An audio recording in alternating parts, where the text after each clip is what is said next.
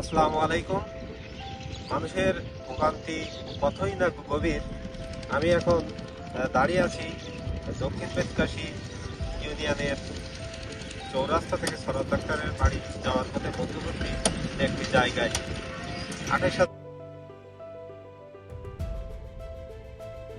এই রাস্তা দিয়ে মানুষের এই শুকনো সময় চলাচল করতে অনেক কষ্ট হয়। আসলে বলে বোঝানোটাই দায়, যারা এই রাস্তায় আসেনি তারা বুঝতে পারবে না।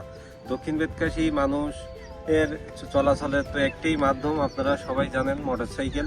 এই মোটরসাইকেলে মানুষ চারপাশে চারটে ড্রাম, তারপরে পিছনে একজন মানুষ মাঝখানে আর একটা ড্রাম নিয়ে চলাফেরা করে।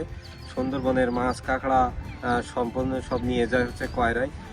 আপনারা জানেন কয়রা থানার অর্থনীতিতে খুবই বড় ভূমিকা রাখে, কিন্তু আমাদের এই দক্ষিণ বেতকাশীর মাছ ও কাঁকড়া এর সাথে জড়িত হাজার হাজার মানুষের কর্মসংস্থানের সৃষ্টি হয়।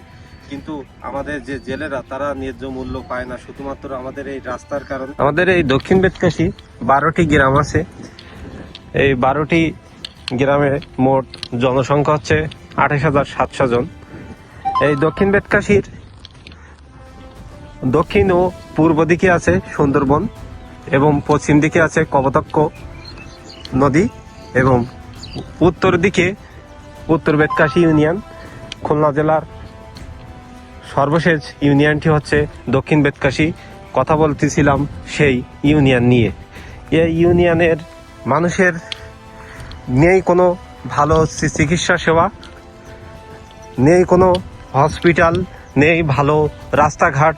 নদীতে নৌকা ভালো চললেও রাস্তা দিয়ে মানুষ গাড়ি নিয়ে চলতে পারে না, গাড়ি করে সব সময় টলমাল।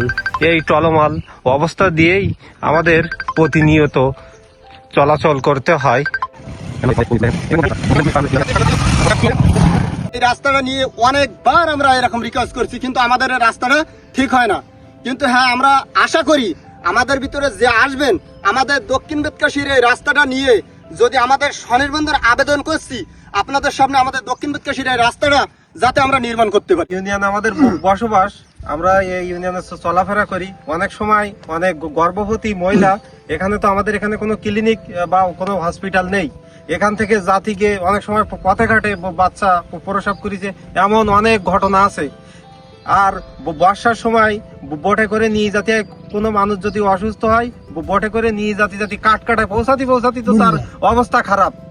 আমাদের এইখান থেকে কাঠকাটায় পৌঁছানো মানে আমরা মনে করি আমরা খুলনায় পৌঁছাই গেছি। তাহলে আমরা এখনো কোন ইউনিয়নে বসবাস করতেছি আপনারাই দেখেন। এই রাস্তাঘাটের জন্য আমরা অনেক পিছিয়ে আছি। ভাগ্যের আমাদের কোনো পরিবর্তন হয়নি। এটা রাস্তায় নামলেই এই খানা খন্দ ধুলা বালিতেই গাড়ি চলাচল ঠিকমতো করতে পারে না, গাড়ি করে একটু টলমাল।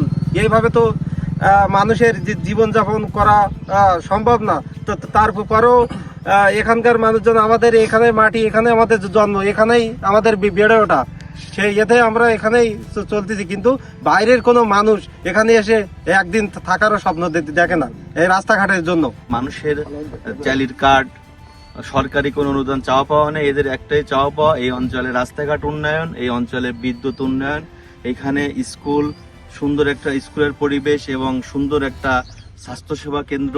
এইখানে তাদের চাওয়া, তাদের দাবি। তারা এরকম মতামত দিচ্ছে যে আমাদের এখানে একটা স্বাস্থ্য ক্লিনিক যাতে হয়, আর এই রাস্তাঘাটের উন্নয়ন হয়। আমরা এখানে বিগত 2 দিন যাবত আছি। মানবেতর জীবনযাপন আমরা আসলে শুনি শহরে থেকে যে মানুষ মানবেতর জীবনযাপন করে। আমরা এটা এসে সচক্ষে দেখলাম এখানটায় যে মানুষ কিভাবে জীবনযাপন করতেছে। এই যে রাস্তা, এখান থেকে মানে রাস্তায় হাঁটার মতো পরিবেশ নাই, সেখান থেকে তারা চলাচল করছে। এটা একটা মেইন রাস্তা।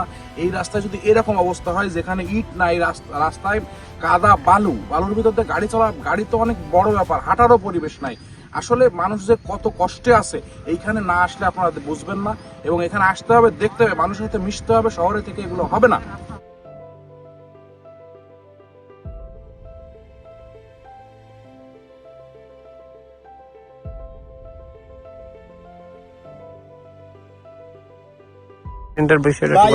সকালবেলা একটা গাড়ি অ্যাক্সিডেন্ট করে ছোট্ট একটা ছেলে নিয়ে, আসলে দেখলে কান্না আসবে। অ্যাকচুয়ালি ছোট্ট একটা বাচ্চা, মা সহ পুড়িয়ে হাউমাউ করে কান্না করে। প্রতিনিয়ত এইখানে 1-2 বার অ্যাক্সিডেন্ট হতেই ইউনিয়নে পিচের রাস্তা নেই, সাথে সাথে দক্ষিণ বেতকাশির নাম উঠে আসবে। আমরা আছি পিছন দিক থেকে নাম্বার 1-এ চলতো, তাহলে কিন্তু এভাবে কি কেউ বাইক নিয়ে আসতো না। আপনি কোথা থেকে আসতেছেন? কয়রা থেকে আসতেছে। এখানে আসে মোটর বাইক নিয়ে, আসলে আমাদের এখানে তো মোটর বাইক ছাড়া আর কেউ কোনো যানবাহন চলে না। তারা একবার আসলে বিকল্প রাস্তা খোঁজে, যে বলে যে ভাই আমরা অন্য কোনো পাশ দিয়ে কোনো রাস্তা আছে কিনা। এই রাস্তায় তারা আর আসতে চায় না, যে মানে তাদের ভিতরে একটা ভয় জাগে যে এভাবে আমরা এখানে মানুষজন কিভাবে চলাফেরা করে। এই রাস্তা দিয়ে প্রতিনিয়ত স্কুলের ছেলেমেয়েরা স্কুলে যাচ্ছে। অতি দুঃখের সহিত আমাদের বলতে হয় এই কাজ এখনো শেষ হয়নি। দেখেন বালি সব উড়িয়ে চলে যাচ্ছে, তো তারপরেও সেই রাস্তার কাজ এখনো শেষ হয়নি। হাজার হাজার মোটরসাইকেল প্রতিনিয়ত এই রাস্তা দিয়ে চলাচল করে। আমাদের এই রাস্তায় যদি এই শুকনোর মৌসুমে কাজ তো এখন হচ্ছে না, একটু যদি পানি দেওয়া হয়, পানি দিয়ে একটু ড্রেসিং করে দিলেও মানুষ সহজে যাতায়াত করতে পারে। রাস্তা তো এখন নেই, সব খানাখন্দে পরিণত হয়ে গেছে।